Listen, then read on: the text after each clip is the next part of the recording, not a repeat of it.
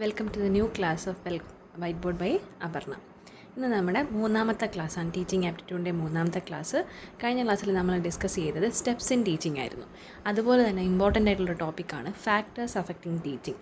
എന്തൊക്കെ കാര്യങ്ങളാണ് ടീച്ചിങ് എന്ന് പറയുന്ന പ്രോസസ്സിനെ സ്വാധീനിക്കുന്ന, അധ്യാപനത്തെ സ്വാധീനിക്കുന്ന ഘടകങ്ങളെന്നാണ് ഈ ക്ലാസ്സിൽ നമ്മൾ ഡിസ്കസ് ചെയ്യാൻ പോകുന്നത്. അധ്യാപനം എന്നത് കേവലം അറിവ് പകരലല്ല, ഒരു നോളജ് ഷെയറിങ് മാത്രമല്ല അധ്യാപനം എന്ന് നമ്മൾ കഴിഞ്ഞ ക്ലാസ്സിൽ പറഞ്ഞിരുന്നു. എന്താണ്, കുട്ടിയിൽ മാറ്റങ്ങൾ വരുത്തുന്ന ഒരു സങ്കീർണ്ണ പ്രക്രിയയാണ് അധ്യാപനം എന്ന് പറയുന്നത്. അപ്പോൾ ഇതിൻ്റെ ഒരു കംപ്ലീറ്റ് ഫലപ്രാപ്തിയിലേക്ക് എത്തിക്കാൻ ആന്തരികവും ബാഹ്യവുമായ നിരവധി ഘടകങ്ങൾ സ്വാധീനിക്കുന്നുണ്ട്. അവയൊക്കെ എല്ലാം ഒരുമിച്ച് ചേർത്താണ് നമ്മൾ ടീച്ചിങ്ങിനെ അഫക്റ്റ് ചെയ്യുന്ന ഫാക്ടേഴ്സ് എന്ന് പറയുന്നത്, അല്ലെങ്കിൽ അതിനെ ബാധിക്കുന്ന ഘടകങ്ങളെന്ന് പറയുന്നത്. ആ സ്വാധീനിക്കുന്ന ഘടകങ്ങൾ ഏതൊക്കെയാണെന്ന് നോക്കാം. അധ്യാപനത്തെ സ്വാധീനിക്കുന്ന ഈ ഘടകങ്ങളെ പ്രധാനമായിട്ടും 5 വിഭാഗങ്ങളായി തിരിക്കാം. 5 അല്ല, അതിൽ കൂടുതലായിട്ട് വേണമെങ്കിൽ നമുക്ക് ക്ലാസിഫൈ ചെയ്യാം. പക്ഷേ ഇതിനകത്ത് ഉൾപ്പെടുന്നതാണ് ഈ പറയുന്ന കാര്യങ്ങളെന്ന് മനസ്സിലാക്കി വയ്ക്കുക. ഏതൊക്കെയാണ്? 1, അധ്യാപകനുമായി ബന്ധപ്പെട്ട ഘടകങ്ങൾ, അതായത് ടീച്ചറുമായി റിലേറ്റ് ചെയ്ത് വരുന്ന ഫാക്ടർ, ടീച്ചർ റിലേറ്റഡ് ഫാക്ടേഴ്സ്. രണ്ടാമത്തെ പ്രധാനപ്പെട്ടതാണ് ലേണറുമായി ബന്ധപ്പെട്ട് വരുന്നത്, പഠിതാവ് അല്ലെങ്കിൽ വിദ്യാർത്ഥിയുമായി ബന്ധപ്പെട്ട ഘടകങ്ങൾ, ലേണർ റിലേറ്റഡ് ഫാക്ടേഴ്സ്. പിന്നെ പഠന സാമഗ്രികളും സൗകര്യങ്ങളും. നാലാമത്തത് പഠന പരിസരവുമായി ബന്ധപ്പെട്ട് വരുന്നത്, നമ്മുടെ സിറ്റുവേഷൻസുമായി ബന്ധപ്പെട്ട് വരുന്നത്. പിന്നെ പഠിക്കുന്ന സ്ഥാപനവുമായി ബന്ധപ്പെട്ട ഘടകങ്ങൾ. ഇവയാണ് പ്രധാനപ്പെട്ട ഘടകങ്ങൾ, അധ്യാപനത്തെ സ്വാധീനിക്കുന്ന പ്രധാനപ്പെട്ട ഘടകങ്ങൾ.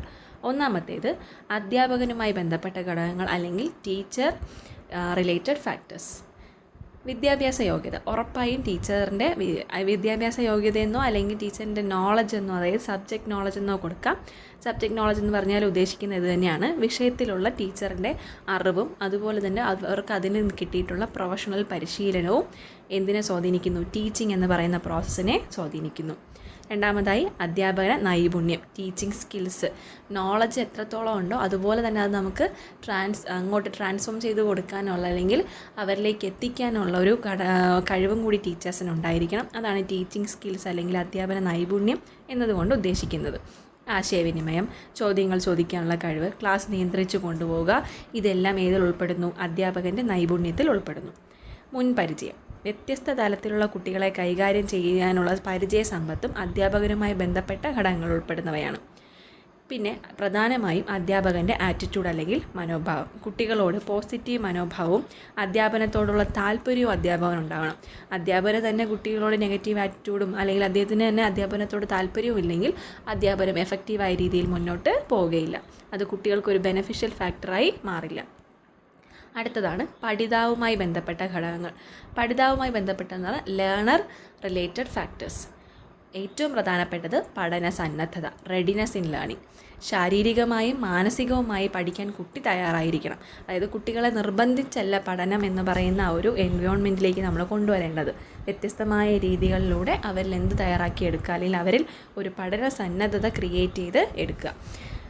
അത് നമ്മുടെ തോണ്ടേക്ക് ലോയും ആയി ബന്ധപ്പെട്ടിരിക്കുകയാണ്. തോണ്ടേക്കിൻ്റെ ലോ ഓഫ് റെഡിനെസ്സുമായി ബന്ധപ്പെട്ട് വരുന്ന ഒന്നാണ് പഠന സന്നദ്ധത അല്ലെങ്കിൽ റെഡിനെസ് എന്ന് പറയുന്നത്. പിന്നെ ഏറ്റവും പ്രധാനപ്പെട്ടത് പൂർവ്വജ്ഞാനം, പ്രീവിയസ് നോളജ്. ഒരു പുതിയ പാഠം തുടങ്ങുന്നതിന് മുൻപ് ആ വിഷയത്തിൽ കുട്ടിക്ക് മുൻപുള്ള അറിവ് പരിശോധിക്കാൻ കഴിയണം. നമ്മളിതെല്ലാം സ്റ്റെപ്സിൽ പറഞ്ഞതാണ്.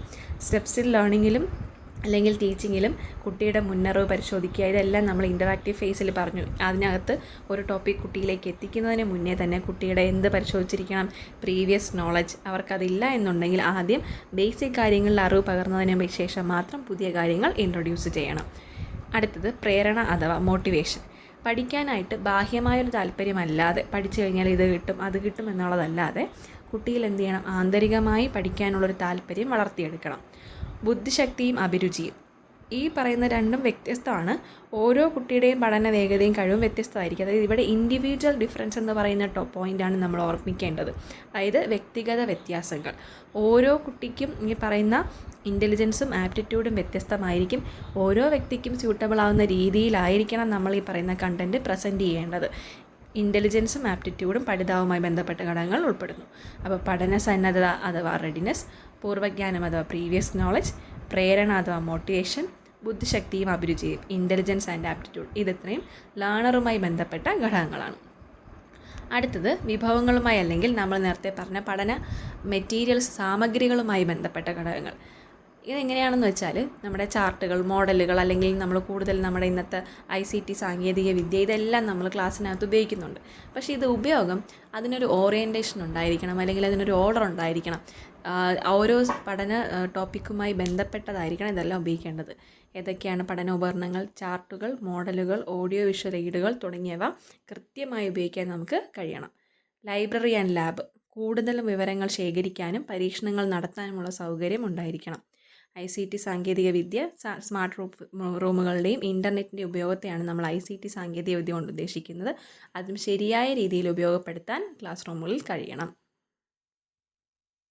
സാഹചര്യങ്ങളുമായി ബന്ധപ്പെട്ട ഘടകങ്ങൾ അല്ലെങ്കിൽ ക്ലാസ്സിനകത്തെ പരിസരവുമായി ബന്ധപ്പെട്ടതാണ് ഭൗതിക സൗകര്യങ്ങൾ. ഒന്നാമത്തേത് ക്ലാസ് മുറിയിലെ വെളിച്ചം, വായു സഞ്ചാരം, ഇരിപ്പിടങ്ങൾ. ഇതൊന്നും ശരിയല്ലെന്നുണ്ടെങ്കിൽ, കുട്ടികളുടെ ആ പരിസരം റെഡിയല്ല എന്നുണ്ടെങ്കിൽ കുട്ടിക്ക് എന്തിൽ ശ്രദ്ധിക്കാൻ കഴിയില്ല, ടീച്ചിങ്ങിൽ അല്ലെങ്കിൽ അവരുടെ ലേണിംഗ് പ്രോസസ്സിൽ കൂടുതൽ കോൺസെൻട്രേറ്റ് ചെയ്യാനായിട്ട് കഴിയില്ല. അടുത്തതാണ് ക്ലാസ് റൂം അന്തരീക്ഷം. കുട്ടികൾക്ക് ഭയമില്ലാതെ ചോദ്യങ്ങൾ ചോദിക്കാൻ കഴിയുന്ന ജനാധിപത്യപരമായ അന്തരീക്ഷം ക്രിയേറ്റ് ചെയ്യാൻ ഓരോ അധ്യാപകനും കഴിയണം. എങ്കിൽ മാത്രമേ ആ ക്ലാസ് റൂം അന്തരീക്ഷം പോസിറ്റീവ് ആവുകയുള്ളൂ. അവിടെ കുട്ടികളിൽ മേൽ ആധിപത്യം സ്ഥാപിക്കുന്ന ഒരു ഡിക്റ്റേറ്റർ അല്ല അധ്യാപകനാവേണ്ടത്. നമ്മൾ ഓൾറെഡി പറഞ്ഞു, ഒരു ഫ്രണ്ടാണ്, ഫെസിലിറ്റേറ്ററാണ്, സ്കാഫോൾഡറാണ്. ഈ പറയുന്ന നിലകളിലാണ് അധ്യാപകൻ പ്രവർത്തിക്കേണ്ടത്. അടുത്ത അധ്യാപക വിദ്യാർത്ഥി ബന്ധം. നമ്മളിത് തന്നെയാണ് പറഞ്ഞത്, ഒരു കൊടുക്കൽ വാങ്ങൽ, പരസ്പര ബഹുമാനം, അങ്ങോട്ട് ബഹുമാനം കൊടുത്താൽ ഇങ്ങോട്ട് ലഭിക്കുമെന്നുള്ള ഒരു തത്വമാണ് നമ്മളിവിടെ പാലിക്കേണ്ടത്. വിദ്യാർത്ഥികളിൽ നിന്ന് നമുക്ക് പഠിക്കാനും നമ്മളിൽ നിന്ന് വിദ്യാർത്ഥികൾക്ക് പഠിക്കാനും ഒരേ സമയം സാധിക്കണം. പരസ്പര ബഹുമാനവും സ്നേഹവും നിലനിൽക്കുന്ന ബന്ധമാണ് ക്ലാസ് റൂമുകളിൽ ആവശ്യം. അടുത്തത് സ്ഥാപനപരമായ ഘടകങ്ങൾ അഥവാ ഇൻസ്റ്റിറ്റ്യൂഷണൽ ഫാക്ടേഴ്സ്. അധ്യാപക വിദ്യാർത്ഥി അനുപാതം. കുട്ടികളുടെ എണ്ണം കൂടുതലും അത് കൂടി വരുന്തോറും അധ്യാപകൻ അവരുടെ കുട്ടികളെ എല്ലാവരുടെയും ഇൻഡിവിജ്വൽ ഡിഫറൻസ് മനസ്സിലാക്കുന്നതിലും ക്ലാസ് റൂമിലുണ്ടാകുന്ന പ്രശ്നങ്ങൾ പരിഹരിക്കുന്നതിലും ഒരുപാട് ബുദ്ധിമുട്ടുകളുണ്ടാവും. അതേസമയം എണ്ണം ഈ പറയുന്ന റേഷ്യോയ്ക്ക് അകത്ത് നിൽക്കുകയാണെങ്കിൽ, പരിമിതമാണെങ്കിൽ, അധ്യാപകന് ഓരോ കുട്ടിയെയും വ്യക്തിപരമായി ശ്രദ്ധിക്കാൻ കഴിയും. ഭരണ സംവിധാനം. സ്കൂൾ മാനേജ്മെൻറ്റും പ്രിൻസിപ്പളും അധ്യാപകർക്ക് നൽകുന്ന പിന്തുണയെല്ലാം ഇതിൽ ഉൾപ്പെടുന്നു. ഇതിനെ സ്ഥാപനപരമായ ഘടകങ്ങളെന്ന് നമുക്ക് പറയാം. അപ്പോൾ ഇത്രയാണ് അധ്യാപനത്തെ അല്ലെങ്കിൽ ലേണിംഗ് എന്ന് പറയുന്ന മുഴുവൻ പ്രോസസ്സിനെ മുഴുവൻ സ്വാധീനിക്കുന്ന ഘടകങ്ങളെന്ന് പറയുന്നത്. ഇനി ഈ ഭാഗത്തു നിന്ന് ചോദ്യങ്ങൾ വരുമ്പോൾ ശ്രദ്ധിക്കേണ്ടത് എപ്പോഴും ചൈൽഡ് സെൻറ്റേർഡ് എഡ്യൂക്കേഷന് കൂടുതൽ പ്രാധാന്യം നൽകുന്ന ഓപ്ഷൻസ് തിരഞ്ഞെടുക്കാനായിട്ട് ശ്രദ്ധിക്കുക. കാര്യം ബോധന പ്രക്രിയ എപ്പോഴും കുട്ടിയെ കേന്ദ്രീകരിച്ചായിരിക്കണം എന്നുള്ളതാണ്. നമ്മൾ ഊന്നി ഓരോ പറയുന്ന എഡ്യൂക്കേഷൻ സ്കീമുകൾ വരുമ്പോഴും വീണ്ടും നമ്മൾ ഉദ്ദേശിക്കുന്നത് ബോധന പ്രക്രിയ എപ്പോഴും കുട്ടിയെ തന്നെ കേന്ദ്രീകരിച്ചായിരിക്കണം. ചോദ്യങ്ങൾ ചോദിക്കുമ്പോൾ അതിൻ്റെ ഓപ്ഷൻസിൽ ചൈൽഡ് സെൻറ്റേർഡ് എഡ്യൂക്കേഷൻ വരുന്ന അതിലൂന്നുന്ന ഓപ്ഷൻസ് തിരഞ്ഞെടുക്കാനായിട്ട് ശ്രദ്ധിക്കുക. അതുപോലെ തന്നെ ഈ ഫാക്ടേഴ്സിൽ ഏറ്റവും ഇമ്പോർട്ടൻ്റ് ആയിട്ടുള്ളതാണ് ഇൻഡിവിജ്വൽ ഡിഫറൻസ് അല്ലെങ്കിൽ വ്യക്തിഗതമായി കുട്ടികൾക്കുണ്ടാകുന്ന വ്യത്യാസങ്ങൾ. കുട്ടികൾക്കിടയിലുള്ള വ്യക്തിഗത വ്യത്യാസങ്ങൾ മനസ്സിലാക്കി വേണം അധ്യാപകൻ ബോധന രീതികൾ തിരഞ്ഞെടുക്കാൻ. ഈ ബോധന രീതി ഏതെങ്കിലും ഒരു വിഭാഗത്തിന് മാത്രം സ്യൂട്ടബിൾ ആവുന്ന രീതിയിൽ ചൂസ് ചെയ്യാൻ പാടില്ല. ഇത് ചേഞ്ച് ചെയ്യണം, അല്ലെങ്കിൽ നമ്മൾ മിക്സ് ആയിരിക്കണം. പല രീതിയിലുള്ളത് ഒരുമിച്ച് ഒരു ക്ലാസ്സിലേക്ക് കൊണ്ടുവരാനും അത് വേണ്ട സമയത്ത് വേണ്ട പോലെ ക്ലാസ്സിൽ ഉൾപ്പെടുത്താനും സാധിക്കണം. ഇനി ഇതിൽ നിന്ന് ചോദിച്ചിട്ടുള്ള കുറച്ച് പ്രീവിയസ് ഇയർ ക്വസ്റ്റ്യൻസ് നോക്കാം. 1. ബോധന പ്രക്രിയയിൽ അധ്യാപകൻ്റെ ഏറ്റവും പ്രധാനപ്പെട്ട ധർമ്മം എന്താണ്? സഹായകൻ അല്ലെങ്കിൽ സുഗമമാക്കുന്നയാൾ, സഹായകം അല്ലെങ്കിൽ പഠനം സുഗമമാക്കുന്നയാൾ, ഫെസിലിറ്റേറ്റർ, കർക്കശക്കാരനായ നേതാവ്, അല്ല, വിവരങ്ങൾ കൈമാറുന്ന ആൾ, പാഠപുസ്തകത്തിലെ കാര്യങ്ങൾ പഠിപ്പിക്കുന്ന ആൾ. ഓപ്ഷൻ എ ശരിയാണ്. കർക്കശക്കാരനായ നേതാവേ അല്ല, വിവരങ്ങൾക്കായി വെറും ഒരു ഇൻഫർമേഷൻ ഗീവർ അല്ല, പാഠപുസ്തകത്തിലെ കാര്യങ്ങൾ മാത്രം പഠിപ്പിക്കുന്ന വ്യക്തിയുമല്ല ബോധന പ്രക്രിയയിൽ അധ്യാപകൻ്റെ പ്രധാനപ്പെട്ട ധർമ്മം എന്ന് പറയും. ഇപ്പോൾ ചൈൽഡ് സെൻറ്റേർഡ് എഡ്യൂക്കേഷനാണ്. അപ്പോൾ ഒരു സഹായകനായോ അധ്യാപനം അല്ലെങ്കിൽ ലേണിംഗ് എന്ന് പറയുന്ന പ്രോസസ്സിനെ സുഗമമാക്കുന്ന ആളായോ ആണ് അധ്യാപകൻ പ്രവർത്തിക്കുന്നത്. ഫെസിലിറ്റേറ്ററാണ്. കുട്ടി സ്വയം അറിവ് നിർമ്മിക്കുന്നതിന് ആവശ്യമായ സാഹചര്യം ഒരുക്കുക എന്നുള്ളതാണ് ആധുനിക അധ്യാപകൻ്റെ ചുമതല. ഇവിടുത്തെ ആൻസർ ഓപ്ഷൻ എ, സഹായകൻ അല്ലെങ്കിൽ പഠനം സുഗമമാക്കുന്നയാളെന്നാണ്. രണ്ടാമത്തെ ചോദ്യം, പഠിതാവിൻ്റെ പഠന സന്നദ്ധതയെ റെഡിനെസ്സിനെ കുറിച്ച് താഴെ പറയുന്നവയിൽ ശരിയായ പ്രസ്താവന ഏതാണ്? ഓപ്ഷൻ എ, പഠന സന്നദ്ധത പഠനത്തിൻ്റെ ഫലത്തെ ബാധിക്കില്ല. ബി, മാനസികവും ശാരീരികവുമായ തയ്യാറെടുപ്പുകൾ പഠനത്തെ വേഗത്തിലാക്കുന്നു. പഠന സന്നദ്ധതയും ബുദ്ധിശക്തിയും ഒന്നാണ്. പഠന സന്നദ്ധത എന്നത് ശാരീരികമായ വളർച്ച മാത്രമാണ്. ഇതിലേതാണ് പഠിതാവിൻ്റെ പഠന സന്നദ്ധതയെക്കുറിച്ച് താഴെ പറയുന്നതിൽ ശരിയായത്? എന്താണ് പഠന സന്നദ്ധത പഠനത്തിൻ്റെ ഫലത്തെ ബാധിക്കില്ല എന്നാണ് പറയുന്നത്. ബാധിക്കുന്നു. മാനസികവും ശാരീരികവുമായ തയ്യാറെടുപ്പുകൾ പഠനത്തെ വേഗത്തിലാക്കുന്നു. ശരിയാണ്. പഠന സന്നദ്ധതയും ബുദ്ധിശക്തിയും ഒന്നാണ്. അല്ല, രണ്ടും രണ്ടാണ്.